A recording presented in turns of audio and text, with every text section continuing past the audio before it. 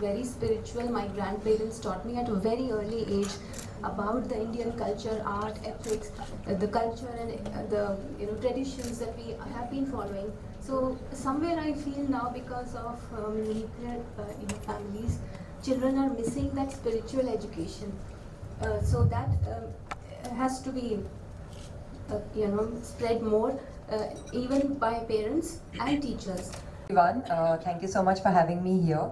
I would like to congratulate UNICEF, Usha ji, for all the efforts and hard work that they're putting into the betterment of children, especially because children are the future of our country, and the sooner we understand it and the sooner we make them understand it. I think they already know, but somehow in our country, and I don't know if in general, somehow when you're a child, the grown-ups somehow have this notion that bacha hai, thodi samajh mein aata hai, all those things. But somehow the generation that we're living in, the kids have become just so smart. They exactly know what they want to do with themselves, their lives, and how they want to go about it. Whether the child belongs from a privileged family or from an underprivileged family. I mean, every child is so intelligent now, and they exactly know how to go ahead with their lives.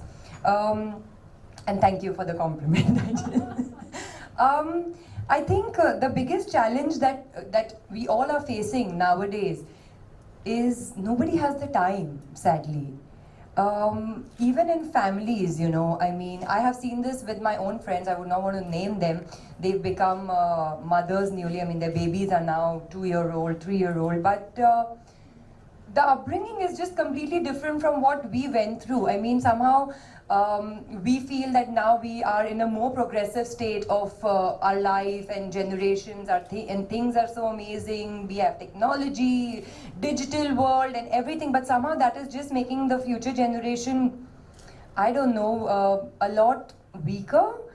They don't because everything is on social media, everything is on their phone, everything is digital.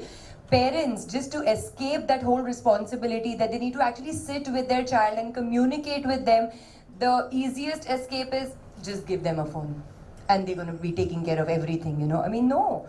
When we were kids, our parents, some of us got beaten up to be taught the right way. Now, fortunately, kids are not being beaten up, but somehow I feel that is... they're just taking that for... I'm not in the favor of beating kids up. Please don't get me wrong here.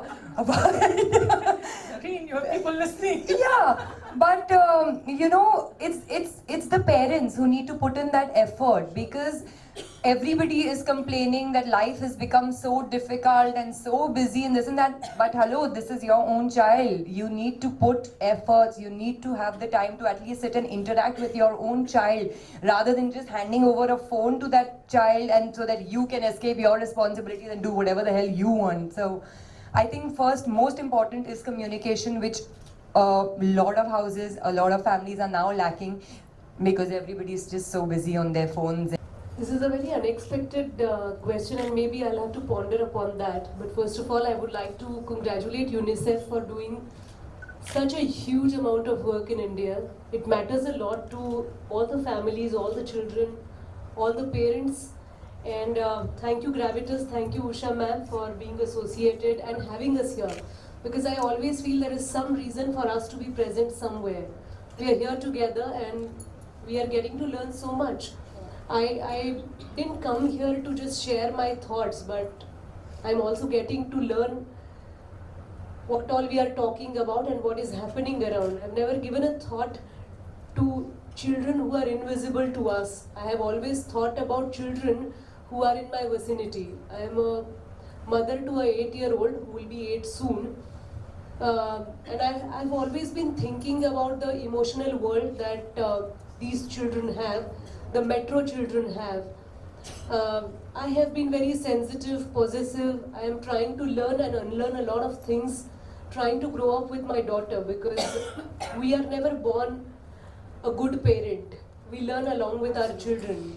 So I think UNICEF is not adding to the children of the world, but also the parenthood of the world, which is what matters, because being a parent does not mean you should have a child. I think I was a parent right from my childhood. My mother ran a daycare center and I was her chief assistant. She would tell me hundreds of things that Sonali ye karo, wo kaam karo, and I would assist her. There are times when I have held an unwell child from our daycare center for hours. I have told stories to someone, I have, helped someone eat.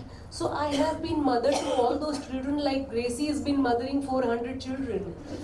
And I at times used to feel that, I'm too young to understand that the child is unwell and I would still help. But now that I am a mother myself, it is helping me, and it does add while you are growing up.